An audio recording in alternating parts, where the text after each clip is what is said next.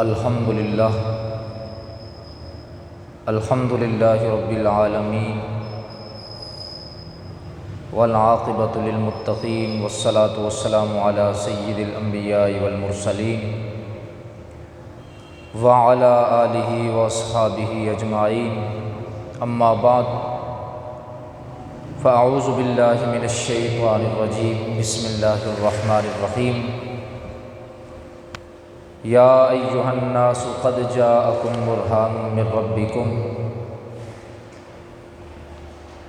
صدق اللہ مولانا العظیم وصدق رسولہ النبی الکریم الامین۔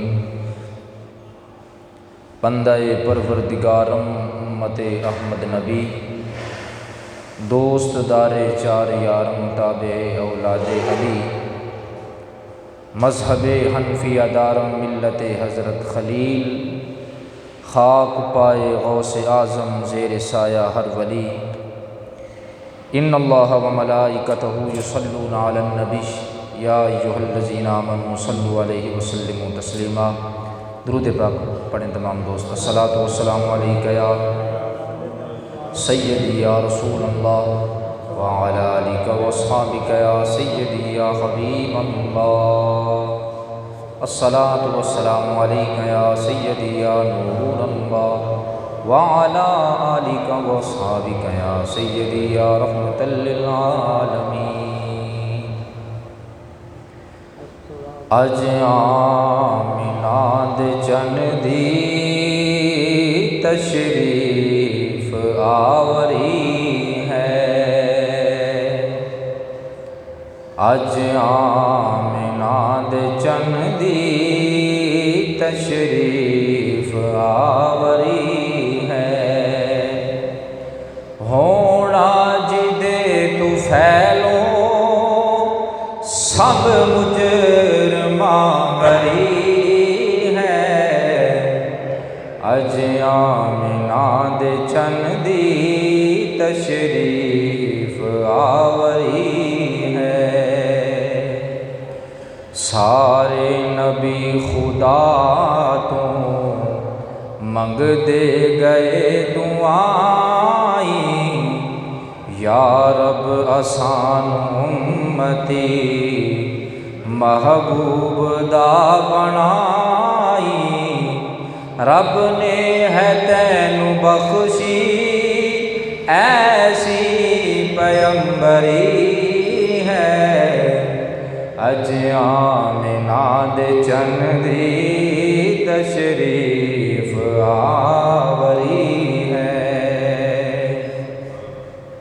خوشبو دے نال سارا مہکدا پیا مدینہ، عطراں دے نال افضل محبوب دا پسینہ، ایسی مہک نہ دیوے چمبا نہ عنبری ہے، اج آمنہ دے چن دی تشریف آوری ہے، ہونا جدے تو پھیلو سب مجرماں بری ہے، اج آمنہ دے چن دی تشریف آوری ہے۔ معزز سامعین و حاضرین، جس طرح کہ آپ کے علم میں ہے کہ آج 12 ربیع الاول شریف ہے، حضور کی آمد کا دن، تو آج میری گفتگو کا موضوع بھی یہی ہے، اج آمنہ دے چن دی تشریف آوری ہے۔ دعا ہے اللہ تعالیٰ مجھے حق اور سچ بیان کرنے کی توفیق عطا فرمائے۔ میرا نبی یکم جیٹھ 22 اپریل 12 ربیع النور سوموار کے دن صبح اس دنیا پہ تشریف لایا۔ اب حضور نہ دن میں آئے نہ رات میں آئے، صبح صبح آئے۔ اس کی کیا وجہ ہے؟ اگر حضور دن میں آتے تو دن کہتا کہ رات کی کوئی حقیقت نہیں، میں رات سے افضل ہوں۔ اگر رات میں آتے تو رات کہتی کہ دن کی کوئی حقیقت نہیں، میں دن سے افضل ہوں۔ تو اللہ تعالیٰ نے وقت ہی ایسا بنا دیا کہ رات جا رہی تھی، دن آ رہا تھا، مصطفیٰ کی ولادت ہو گئی۔ دن کو بھی حصہ مل گیا، رات کو بھی حصہ مل گیا، دونوں خوش ہو گئے۔ تو اللہ تعالیٰ نے فرمایا یا ایھا الناس قد جاءکم برہان من ربکم، اے لوگو تمہارے پاس اللہ تعالیٰ کی طرف سے دلیل آئی، اور روشن دلیل۔ اب دلیل جو ہے نا یہ دعوے پہ دی جاتی ہے، دعویٰ ہو تو دلیل ہوتی ہے، دعوے کے بغیر دلیل نہیں۔ تو اب دعویٰ کیا ہے؟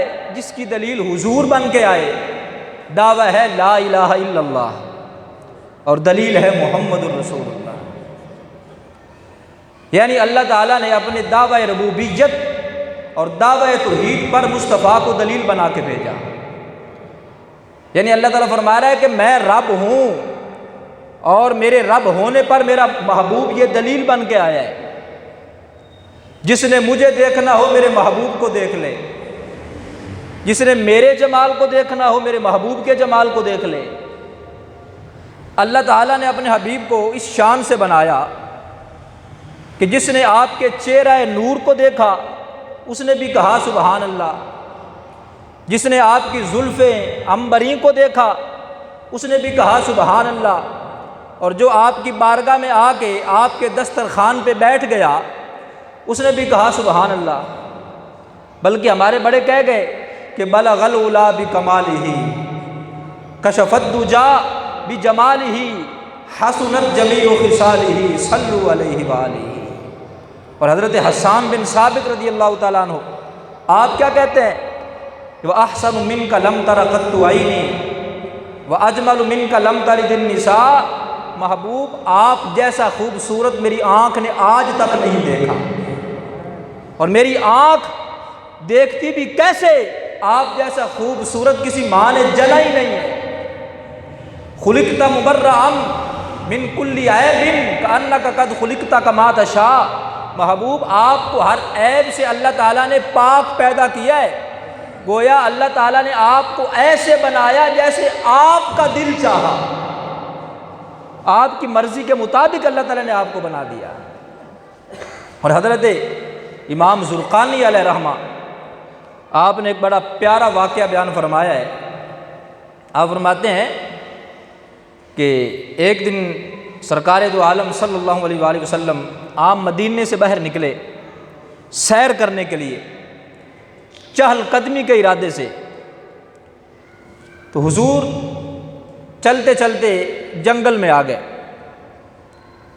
آپ نے کیا دیکھا کہ ایک وادی میں ایک قافلے والے بیٹھے ہیں، انہوں نے پڑاؤ کیا ہوا ہے، اور ان کے پاس بڑے خوبصورت اونٹ ہیں۔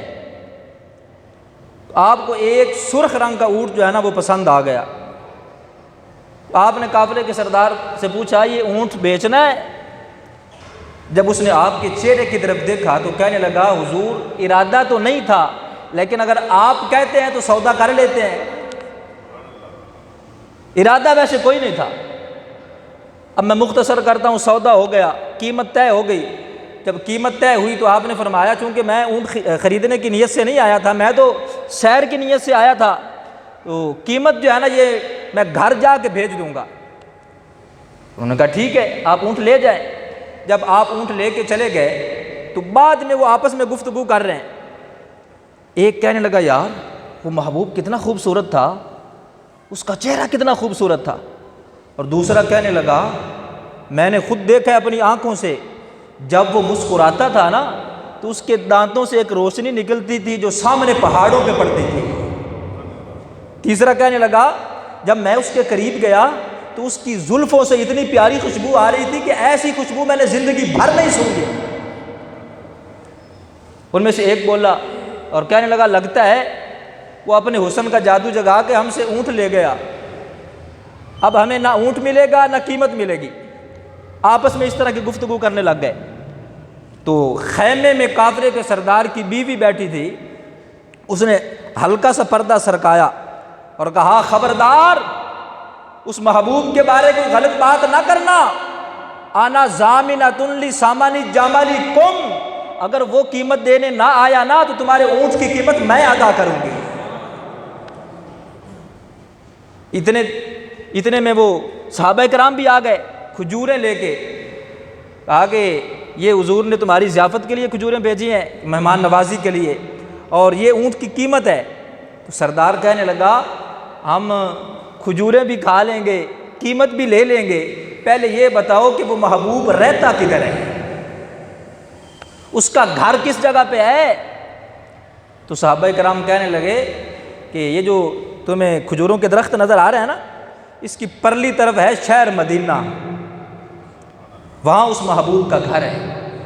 اور کسی پنجابی شاعر نے کہا نا کہ سانو سارے ناواں تو سرکار دا نا سونا، او سانو سارے ناواں تو سرکار دا نا سونا، اور سارے جگ دیاں شہراں تو سونے دا گرا سونا۔ کہنے لگا کہ ہمیں بھی لے جاؤ قافلے کا سردار۔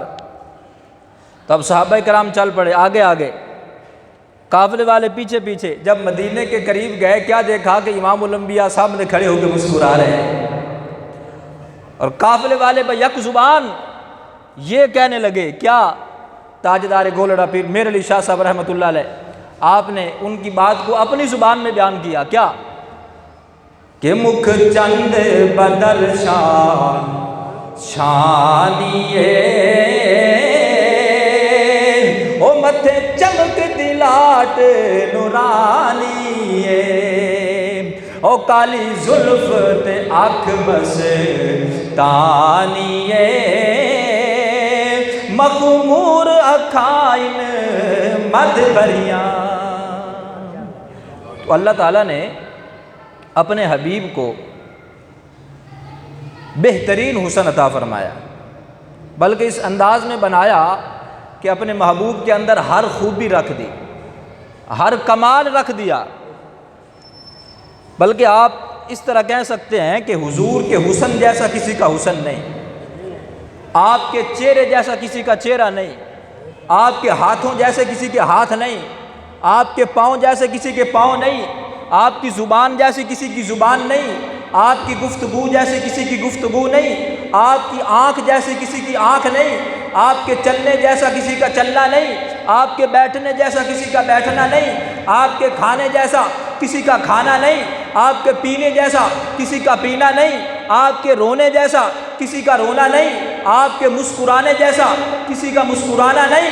بلکہ کسی نے کہا نا کہ تو اجے میرا محبوب نہیں ڈٹھا جنوں ویکھ کے چن شرماوے، تو اجے میرا محبوب نہیں ڈٹھا جنوں ویکھ کے چن شرماوے، تے ادھی راتی دن چڑھ جاوے جے او رخ تو نقاب ہٹاوے، تے جے او جاوے سیر کرن لئی تے سارا گلشن سیس نواوے، جے او ہاتھ رکھے پھلا وچ ہاتھ پھلا تو ود جاوے، تے بجلی ڈردی چمک نہ مارے ماتا بے ادبی ہو جاوے، توبہ ایڈا حسن مہیدا جنی جھال نہ جھلی جاوے، نین نشیلے مست رسیلے وچ سونا کجل سہاوے، جے او کھولے ول زلفاں دے تے راہی راہ بھل جاوے، تے علم خدا نے انا دتا عقلاں وچ نہ آوے، عقل خدا نے انی دتی علماں وچ نہ آوے، تے خلق اوندے نے موہ لئی دنیا کوئی ورلا ہی جان بچاوے، آدم ایڈا حسن مہیدا سانو کدرے نظر نہ آوے۔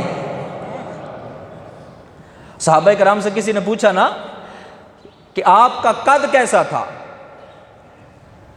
تو صحابہ فرمانے لگے کہ حضور کا قد نہ لمبا تھا نہ چھوٹا تھا، بلکہ آپ درمیانے قد کے تھے، لیکن محسوس کیسے ہوتا تھا صحابہ فرماتے ہیں کہ جب حضور چلتے تھے لمبے قد والوں کے درمیان تو یوں محسوس ہوتا تھا کہ جیسے آپ کا قد ہی سب سے لمبا ہے، اور تیرے آگے سب دبے لچے، فصحاء عرب کے بڑے بڑے، کوئی جان منہ میں زبان نہیں بلکہ جسم میں جان نہیں۔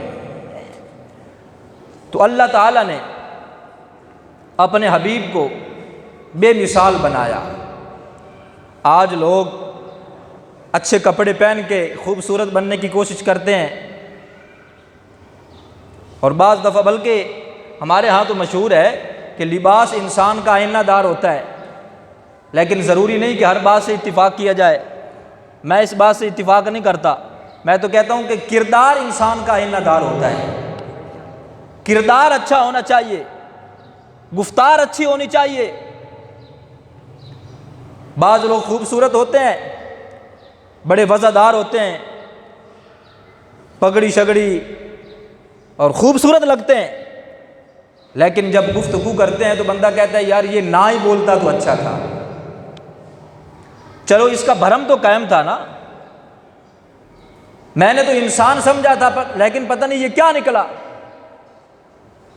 اسی وجہ سے حضرت شیخ سعدی رحمۃ اللہ علیہ فرماتے تھے کہ انسان زبان کے نیچے چھپا ہوتا ہے، جب بولتا ہے تو زہر ہو جاتا ہے۔ آپ اکثر لوگوں کو یہ مشورہ دیتے تھے کہ تم نہ بولا کرو، تم چپ رہا کرو، جب تک تم چپ رہتے ہو تمہاری عزت دل میں رہتی ہے۔ اور حضرت امام مالک علیہ رحمہ، آپ کے پاس ایک بندہ بیٹھا کرتا تھا، بولتا نہیں تھا، تو ایک دن آپ نے فرمایا یار ساری دنیا جو آ کے مجھ سے مسائل پوچھتی ہے تو بھی کوئی بات پوچھ لیا کر۔ وہ کہنے لگا ٹھیک ہے جی۔ ایک دن اس نے سوال کیا حضور روزہ کب افطار کرتے ہیں؟ تو آپ نے فرمایا جب سورج غروب ہو جائے، جب سورج ڈوب جائے۔ کہنے لگا جی اگر ساری رات ڈوبے ہی نہ تو؟ آپ نے فرمایا تو بے وقوف تو نہیں، وہ کون سی رات ہے کہ رات بھی ہو جائے اور سورج بھی غروب نہ ہو؟ رات ہوتی ہی تب ہے جب سورج غروب ہو جائے، وہ رات ہی نہیں کہ سورج غروب نہ ہو۔ فرمایا اب تو چپ رہا کر، تیرا نہ بولنا تیرے حق میں بہتر ہے۔ تو بعض لوگ خد و خال کے لحاظ سے بڑے خوبصورت ہوتے ہیں، بڑے حسین و جمیل ہوتے ہیں، لیکن ان کی گفتگو کوئی معنی خیز نہیں ہوتی۔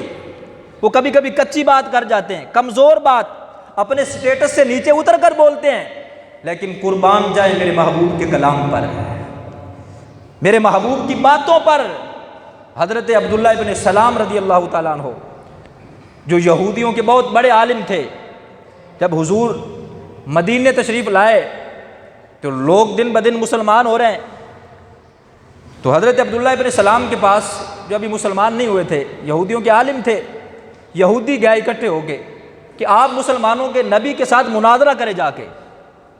میں مختصر کرتا ہوں، یہ طبقات ابن سعد پہلی جلد صفحہ 100 پہ یہ حدیث پاک موجود ہے، اسی طرح مستدرک میں بھی ہے اور خصائص کبریٰ کے اندر بھی ہے کہ حضرت عبداللہ ابن سلام نے کتابیں ہاتھ میں پکڑیں، صحیفے لیے، چل دیے، تو راستے میں ایک بابا جی ملے، وہ کہنے لگے کہ کدھر جا رہے ہیں آپ؟ کہا کہ میں مسلمانوں کے نبی کے ساتھ مناظرہ کرنے جا رہا ہوں۔ انہوں نے کہا کہ تم مناظرہ نہیں کر سکتے اس نبی سے۔ کہا کیوں؟ کہا میں ایک بار مکے گیا تھا، یہ مدینے کا واقعہ ہے نا۔ تو وہ بابا جی کہنے لگے میں مکے گیا تھا تو میں نے کیا دیکھا کہ چوک میں کچھ لوگ جمع ہو کے آپس میں گفتگو کر رہے ہیں کہ ابو جہل حضور کی بارگاہ میں کھجور کی گٹھلیاں لے کے آ گیا اور کہنے لگا کہ آپ ان کو زمین میں دفن کریں، لگائیں اور ایک رات میں یہ درخت بن جائیں اور ان کو صبح کھجوریں بھی لگی ہوں، میں کھجوریں کھاؤں، اگر اس طرح ہو گیا تو کلمہ پڑھ لوں گا آپ کا۔ تو اس نبی نے فرمایا ٹھیک ہے لاؤ، دفن کر دیں۔ رات کو ابو جہل نے وہ گٹھلیاں نکال لیں، لیکن جب صبح ہوئی کیا دیکھا کہ پورے درخت بنے ہیں، کھجوریں بھی لگی ہیں۔ جب ابو جہل نے وہ کھجوریں کھائیں تو کہنے لگا اس میں تو گٹھلیاں ہی نہیں ہیں۔ تو اس نبی نے فرمایا تو نے رات کو نکال جو لی ہے۔ اللہ تم جی بالکل ہیں، مدینہ شریف مکے آپ جائیں تو وہاں پہ آپ کو وہ باغ نظر آئے گا۔ تو تم مناظرہ نہیں کر سکتے، واپس چلے جاؤ۔ نہیں میں نے مناظرہ کرنا ہے جا کے۔ کہتے ہیں نا ملانگ شلانگ بندے کو مطمئن کرنا ذرا آسان ہوتا ہے، جو عالم فاضل بندہ ہو، پڑھا لکھا ہو، اس کو مطمئن کرنا مشکل ہوتا ہے، جلدی متاثر نہیں ہوتا۔ خود پڑھا لکھا جو ہے، تو اب وہ جا رہا ہے۔ جب حضور کی بارگاہ میں پہنچے تو آپ اونٹنی پہ سوار ہیں، سادہ امامہ شریف پہنا ہوا ہے، سادہ لباس ہے، آپ نے صحیح طرح سے کنگھی بھی نہیں کی۔ اور یار بعض لوگ بڑی محنت کر کے میک اپ کر کے خوبصورت بننے کی کوشش کرتے ہیں، گورے تو ہو جاتے ہیں لیکن اس میں جاذبیت نہیں آتی۔ لیکن وہ بابا جس نے ساری زندگی کبھی میک اپ نہ کیا ہو، بس دن میں 5 بار صحیح طرح سے وضو کرتا ہے، تو لوگ کہتے ہیں یار اس بابے کے چہرے پہ نورانیت بڑھی ہے نا۔ ایسے میں اس میں کلام کر سکتا ہوں، رنگ کے گورا ہونے میں اور نورانیت میں فرق ہے۔ بعض دفعہ رنگ گورا ہوتا ہے لیکن نورانیت نہیں ہوتی، لیکن بعض دفعہ رنگ گورا نہیں ہوتا لیکن نورانیت بڑی ہوتی ہے۔ بلکہ حضور کے غلام اس دنیا سے چلے بھی جائیں ان کے چہرے پھر بھی روشن ہی رہتے ہیں، کیونکہ محمد کے غلاموں کا کفن میلا نہیں ہوتا۔ پہلے ہمارے ہاں جب شادیاں ہوتی تھیں تو دولہا دلہن یہ بیوٹی پارلر جاتے تھے، لیکن اب پورا خاندان جاتا ہے، پہچاننا مشکل ہو جاتا ہے۔ اور میرے بھائی اس طرح بندہ بے قدرہ ہو جاتا ہے، بے وقت ہو جاتا ہے۔ کیا جو ہمیں اللہ تعالیٰ نے خوبصورتی عطا فرمائی ہم اسے راضی نہیں ہیں؟ اور تیرا چہرہ یہ اللہ تعالیٰ کی چاہت ہے، اللہ تعالیٰ نے اپنی چاہت سے بنایا۔ فرمایا الذی خلقک فسواک فعدلک فی ای صورۃ ما شاء رکبک، وہ ذات جس نے تجھے بنایا، پیدا کیا، تجھے برابر کیا، ہموار کیا، فی ای صورۃ ما شاء رکبک۔ پھر اللہ تعالیٰ فرماتا ہے کہ میرے بندے میں نے تیرے چہرے کو اپنی مرضی کے ساتھ بنا دیا۔ میں اور آپ وہ خوبصورتی جو ہمیں اللہ تعالیٰ نے عطا فرمائی اس پہ راضی کیوں نہیں ہوتے؟ تو حضرت عبداللہ بن سلام رضی اللہ تعالیٰ عنہ آپ فرماتے ہیں کہ جب میں حضور کی بارگاہ میں گیا تو مناظرے کے ارادے سے تھا، آپ اونٹنی پہ سوار تھے اور اس اونٹنی پہ کجاوا بھی نہیں تھا، تو آپ کی زبان سے 2 جملے نکلے، تو میں ان 2 جملوں کا قیدی ہو گیا، اسیر ہو گیا۔ کیا؟ حضور نے فرمایا اگر کوئی مسلمان چاہتا ہے کہ اس کا رزق بھی زیادہ ہو جائے، اس کی عمر بھی زیادہ ہو جائے، تو اس کو چاہیے کہ اپنے رشتہ داروں کے ساتھ اچھا سلوک کرے۔ تو آپ فرماتے ہیں کہ میں بحث کرنے کے ارادے سے گیا تھا، لیکن جب حضور کی زبان سے یہ کلام نکلا تو یہ کلام میرے کانوں میں رس گھولتا ہوا میرے دل میں اتر گیا۔ میں نے ہاتھ آگے بڑھایا، عرض کی آقا مجھے بھی کلمہ پڑھا کے اپنا غلام بنا لے۔ حضور نے کبھی مشکل بات نہیں کی، کبھی فلسفہ بیان نہیں کیا۔ بعض لوگ کہتے ہیں کہ جو بندہ مشکل تقریر کرے وہ بڑا پڑھا لکھا ہے، بڑا عالم فاضل ہے، یہ فلاں ماہر نفسیات ہے، اس نے اتنے ماسٹر کیے ہوئے ہیں، پی ایچ ڈی اسکالر ہے، ایم فل کیا ہوا ہے، پروفیسر ہے، ڈاکٹر ہے۔ میں نے کہا بھائی وہ ماہر نفسیات نہیں ہوتا کہ جس کی باتوں کی لوگوں کو سمجھ نہ آئے۔ ماہر نفسیات تو وہ ہوتا ہے کہ جو لوگوں کی سمجھ کے مطابق گفتگو کرنا جانتا ہو۔ جی میری بات کسی کو سمجھ نہیں آتی، میں نے کہا بھائی جی تم ابھی خود سمجھدار نہیں ہوئے، کیوں؟ کلم الناس علی قدر عقولہم، لوگوں کی سمجھ اور عقل کے مطابق گفتگو کرنا سیکھو۔ میرے محبوب نے کبھی مشکل بات نہیں کی، بلکہ علامہ اقبال فرماتے ہیں نا کہ تیری نگاہ ناز سے دونوں مراد پا گئے، عقل غیاب جستجو، عشق حضور و اضطراب۔ آپ فرماتے ہیں کہ اگر حضور کی بارگاہ میں کوئی عقل والا آیا، بڑا سمجھدار آیا، تو حضور کی باتیں اس کو بھی اچھی لگیں۔ اگر آپ کی بارگاہ میں کوئی عشق والا آیا تو حضور کی باتوں کو سن کے وہ بھی مست ہو گیا، دونوں مراد پا گئے۔ حضرت عائشہ صدیقہ رضی اللہ تعالیٰ عنہ آپ فرماتی ہیں کہ سرکار دو عالم صلی اللہ علیہ وآلہ وسلم آپ جب کلام کرتے تھے تو آہستہ بولتے تھے، دھیمے، یہاں تک کیا فرماتی ہیں کہ اگر ہم چاہتے ہیں کہ آپ کی گفتگو میں سے ہر بات اس کو گنے تو ہم گن بھی سکتے تھے۔ پہلی بات یہ، اور دوسری بات یہ کہ بعض لوگوں کی عادت ہوتی ہے کہ اگر ان کے پاس کوئی آ جائے نا بات کرنے کے لیے تو وہ کسی کو بولنے کا موقع نہیں دیتے، اپنا علم ہی جھاڑتے رہتے ہیں۔ یار اس طرح بندہ بے قدرہ ہو جاتا ہے۔ ضرورت کے مطابق بولو، معنی خیز گفتگو ہونی چاہیے، اور دوسروں کو بولنے کا موقع دو۔ ہمارے استاد گرامی فرمایا کرتے تھے کہ تقریر تھوڑی کرو اور جب نعت پڑھو تو 2-3 شعر پڑھنے ہیں۔ پوچھا گیا کیوں؟ فرمایا تم اللہ اور اس کے رسول کی باتوں کو بے قدرہ نہ کرو، بے وقت نہ کرو کہ لوگ سننا نہ چاہیں اور تم زبردستی سناؤ، بلکہ اپنی گفتگو کے اندر ایسا رنگ پیدا کرو کہ لوگوں کی دلچسپی ابھی باقی ہو اور تمہاری بات مکمل ہو جائے۔ ایسے گفتگو کرو۔ تو حضرت ابو بردہ رضی اللہ تعالیٰ، اللہ تعالیٰ نے میرے محبوب کو کلام کرنے کا جو ایک سلیقہ عطا فرمایا تھا وہ بھی لاجواب تھا۔ حضرت ابو بردہ رضی اللہ تعالیٰ، یہ حدیث آپ کو البدایہ والنہایہ میں ملے گی۔ آپ فرماتے ہیں کہ حضور کے ایک صحابی اپنی بیوی سے ناراض ہو گئے، بیوی سے اختلاف ہو گیا۔ جب بیوی راضی ہو نا تو بندہ کہتا ہے کہ میری بیوی جیسی کسی کی بیوی ہے ہی نہیں، بڑی تعریفیں کرتا ہے، لیکن جب اختلاف ہو جائے تو پھر وہ کہانی منگنی سے شروع کرتے ہیں۔ جی منگنی والے دن تیرے چاچے نے مجھے گھور کے دیکھا تھا، جب دن رکھے تھے تو تیرے مامے نے یہ سلوک کیا تھا، اور شادی والے دن تیرے باپ نے میرے ساتھ یہ باتیں کی تھیں، اور جو مجھے سوٹ دیا تھا وہ کوئی پہننے والا تو نہیں تھا نا۔ اب اختلاف جو ہو گیا، ناراضگی جو بن گئی، خامیاں ہی خامیاں سامنے آ گئی، اور ہم جیسے جو قریبی ہوتے ہیں یہ اور تیل ڈالتے ہیں تاکہ آگ اور بھڑکے۔ ہم کیا کہتے ہیں، او بھائی تینوں تو اصل گل دا پتہ ہی نہیں، اصل کہانی ساڈے کول سن، تو تے شادی تو بعد 15 دن بعد سعودیہ چلا گیا سے، اصل بات ہم تجھے بتاتے ہیں تاکہ تباہی اور اترے۔ اور میرے بھائی ان بیچاروں نے زندگی گزارنی ہوتی ہے، تم ایک بات کہہ کے چلے جاتے ہو اور ان کی زندگی ساری جو ہے نا وہ دوزخ بنی رہتی ہے۔ اگر کسی کو قریب نہیں کر سکتے نا تو دور بھی نہ کرو۔ میرے محبوب جب کسی کا نکاح پڑھاتے تھے تو آپ دعا کرتے تھے، یا اللہ میاں بیوی کے درمیان محبت اور پیار پیدا فرما دے۔ تو اس صحابی کا بیوی سے اختلاف ہو گیا تو حضور کی بارگاہ میں آئے اور آ کے کہنے لگے، حضور میری بیوی میں یہ بھی خامی ہے، یہ بھی خامی ہے، یہ بھی ہے، یہ بھی ہے، یہ بھی کمی ہے، یہ بھی کمی ہے۔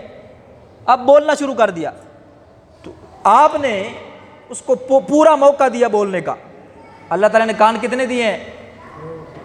زبان۔ اس کا مطلب یہ ہے کہ سنگل بولنا چاہیے اور ڈبل سننا چاہیے، لیکن ہم کیا کرتے ہیں، بولتے ہی رہتے ہیں، سنتے ہیں ہی نہیں۔ اور میرے بھائی کم بولنے اور زیادہ سننے کا مزاج بناؤ۔ تو آپ نے پورا موقع دیا یہ بات مکمل کرے، یہاں تک کہ حضرت ابو بردہ رضی اللہ تعالیٰ عنہ فرماتے ہیں کہ حضور نے تکیہ منگوا لیا اور ٹیک لگا لیا تاکہ یہ بات صحیح طرح سے اپنا جو ہے نا ساری بڑھاس نکالے۔ یہ جب اس کی بات مکمل ہو گئی، پوری ہو گئی، تو امام الانبیاء زیر لب ہلکے سے مسکرائے۔ آپ نے فرمایا، میرے غلام تیری بیوی میں خامیاں ہی خامیاں ہیں یا کوئی خوبی بھی ہے؟ اللہ تعالیٰ نے کوئی ایک بھی ایسا بندہ نہیں بنایا کہ جس میں صرف خامیاں ہی خامیاں ہوں، خوبی کوئی نہ ہو۔ یہ الگ بات ہے کہ ہماری اپنی اینک پہ مٹی پڑی ہوتی ہے، ہم اگلے کا چہرہ صاف کرتے رہتے ہیں، اپنی اینک صاف نہیں کرتے۔ تو اللہ تعالیٰ نے کوئی ایسا بندہ نہیں بنایا کہ جس میں خامیاں ہی خامیاں ہوں۔ فرمایا، میرے غلام کیا کوئی خوبی بھی ہے یا ساری خامیاں ہی ہیں؟ تو وہ صحابی کہتے ہیں کہ جب حضور کی زبان سے یہ جملہ نکلا نا تو اس ایک جملے نے میرا ذہن ہی بدل دیا۔ یعنی یوں سمجھے کہ پہلے میں اس راستے پہ چل رہا تھا تو حضور کے ایک جملے نے مجھے اس راستے پہ ڈال دیا۔ عرض کی، یا رسول اللہ آپ حکم دیں۔ فرمایا، اپنی بیوی سے بغض اور حسد نہ رکھو، اگر تیرا دھیان اس کی خامی کی طرف جاتا ہے نا تو توجہ ادھر جانی چاہیے، ادھر کرو، ادھر دیکھو کہ جو اس میں خوبی ہے۔ عرض کی، یا رسول اللہ میری بیوی پردے کی بڑی پابند ہے، میری خوابگاہ میں کوئی غیر بندہ پاؤں بھی نہیں رکھ سکتا۔ تو حضور نے فرمایا، جا گھر جا کے اپنا گھر بسا، جو سب سے اعلیٰ خوبی ہے وہ تو اللہ تعالیٰ نے تیری بیوی کو عطا فرمائی ہوئی ہے۔ اللہ تعالیٰ نے بے مثل حسن عطا فرمایا، بے مثل اور لاجواب اللہ تعالیٰ نے آپ کو کلام کرنے کا سلیقہ عطا فرمایا، بلکہ میرے محبوب کی ہر ادا اللہ، ہر ادا اللہ۔ امامہ شریف ہم باندھتے ہیں، چھوٹے بھی باندھتے ہیں بڑے بھی، سفید رنگ والے بھی کالے رنگ والے بھی۔ کسی نے کہا ہو کسی کو کہ یار تو امامہ نہ باندھا کر، تجھے اچھا نہیں لگتا۔ یار اینک ہم پہنتے ہیں نا، چھوٹی بھی بڑی بھی، کسی کے چہرے پہ فٹ ہوتی ہے کسی کے چہرے پہ نہیں ہوتی، لیکن خدا کی قسم یہ امامہ یہ میرے محبوب کی سنت ہے، جو بھی پہنتا ہے امامہ اس کے چہرے پہ فٹ ہو جاتا ہے۔ اور داڑھی شریف یہ میرے محبوب کی سنت ہے۔ بعض لوگ کہتے ہیں کہ جی ہم داڑھی تب رکھیں گے کہ جب ہمارا اندر صاف ہو جائے گا۔ میں نے کہا کبھی تم نے یہ بھی قسم کھائی ہے کہ ہم روٹی تب کھائیں گے جب ہمارا اندر صاف ہو جائے گا، یا ہم پیسے اس وقت پکڑیں گے کہ جب ہمارا اندر صاف ہو جائے گا؟ اور اندر صاف کرنا یہ تو تمہاری ڈیوٹی نہیں ہے، تم اپنے ظاہر کو صاف کرو، اندر اللہ تعالیٰ صاف فرما دے گا۔ اور یہ جو داڑھی ہے نا، اس کا وزن کوئی نہیں ہوتا۔ اگر نہیں یقین آتا تو جن دی زیادہ لمبی ہوں تو کوئی پوچھ لو بھی وزنی تو نہیں۔ اور یہ داڑھی بڑی سمجھدار ہے، یہ عورت کے چہرے پہ نہیں آتی، جب بھی آتی ہے مرد کے چہرے پہ آتی ہے۔ حضرت امام صاحب امام اعظم ابو حنیفہ رضی اللہ تعالیٰ عنہ آپ فرماتے ہیں کہ جو بندہ داڑھی منڈواتا ہے نا، عدالت کے اندر اس کی گواہی قابل قبول نہیں ہے۔ عدالت میں وہ گواہ نہیں بن سکتا، کہ میں ہماری عدالتوں کی بات نہیں کر رہا، یہاں تو کرائے پہ وہ گواہ آپ کو مل جائیں گے، عدالت کے باہر پھر رہے ہوتے ہیں، میں شرعی عدالت کی بات کر رہا ہوں۔ یار یہ کوئی باتیں بتاتا نہیں لیکن باتیں ہیں تو صحیح نا۔ حضرت فاروق اعظم کے زمانے میں ایک شخص نے داڑھی منڈوائی تو آپ نے اس کو مدینے سے نکال دیا۔ ارے بھائی محبوب کی ادائیں یہ اپنائیں۔ مولانا روم رحمۃ اللہ علیہ آپ نے بڑی پیاری بات ایک نقل فرمائی کہ حضرت موسیٰ علیہ السلام کا ایک امتی تھا جو آپ کی نقلیں اتارا کرتا تھا، زور سے بات کرتا، ڈنڈا ہاتھ میں رکھتا۔ تو حضرت موسیٰ علیہ السلام کی قوم کو جب اللہ تعالیٰ نے غلبہ دیا تو اس شخص کو قوم نے نکال دیا۔